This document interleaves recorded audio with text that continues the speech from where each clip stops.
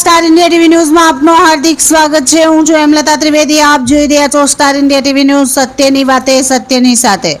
જાલોદમાં gas cylinder કાળાબજાર મુદ્દે ઉઠ્યો સવાલ। આમ આદમી પાર્ટી પ્રમુખ દ્વારા મામલતદારને કડક કાર્યવાહી માટે રજૂઆત।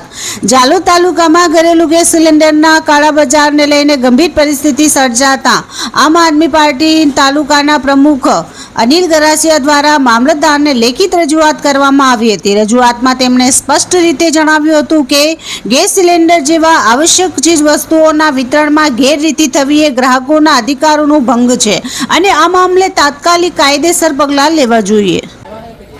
આજે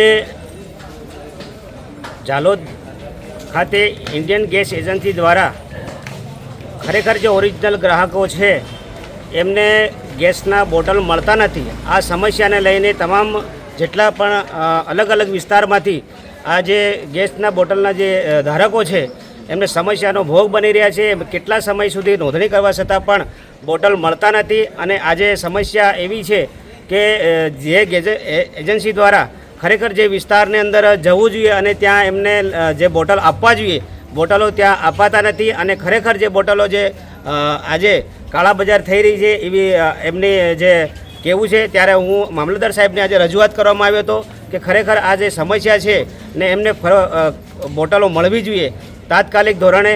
એની સાથે આ જે જાલોદના અલગ અલગ વિસ્તારના જે ઓરિજિનલ જે ગ્રાહકો છે એમની સાથે રહીને આજે સાહેબ સાથે રજૂઆત કરી છે।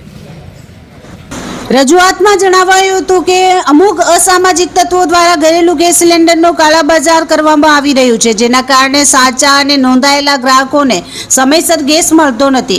નગર તેમજ ગ્રામ્ય વિસ્તારોમાં રહેલા ગરીબ અને મધ્યમ વર્ગીય પરિવારોને ગેસ મેળવવા માટે રોજિંદા કામ ધંધા છોડીને દોડધામ કરવી પડે છે, છતાંય તેમને ગેસ સિલિન્ડર ન મળતા આર્થિક અને માનસિક તણાવનો સામનો કરવો પડી રહ્યો છે। આમ આદમી પાર્ટી પ્રમુખે માંગણી કરી છે કે ગેસ સિલિન્ડરનો ગેરકાયદેસર સંગ્રહ, વેચાણ કે હેરાફેરી કરતા તત્વો સામે આવશ્યક ચીજ વસ્તુ અધિનિયમ તેમજ સંબંધિત કાયદાઓ હેઠળ કડક કાર્યવાહી કરવામાં આવે તેમજ ગેસ એજન્સીઓની કામગીરી પર દેખરેખ વધારવા અને પારદર્શક વિતરણ વ્યવસ્થા અમલમાં મૂકવા માટે પ્રશાસનને તાત્કાલિક પગલાં લેવા સૂચન કરવામાં આવ્યું છે।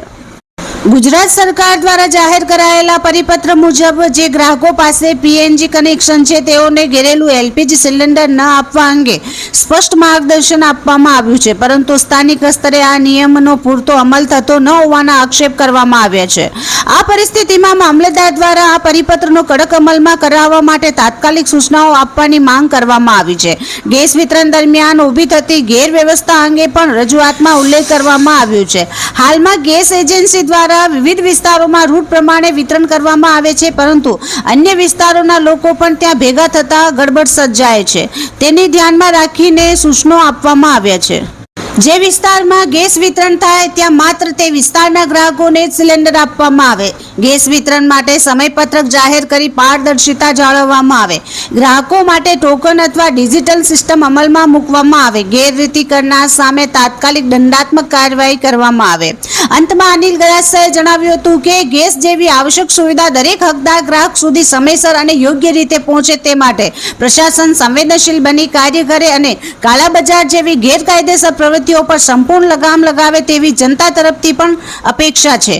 નોંધનીય છે કે ગેસ સિલિન્ડર જેવી આવશ્યક સેવાઓમાં પારદર્શિતા અને કાયદાનું પાલન સુનિશ્ચિત કરવું સમયની માંગ બની ગઈ છે। Star India TV news Jhalod reporter Pankajbhai Pandit, જિલ્લા દાહોદ।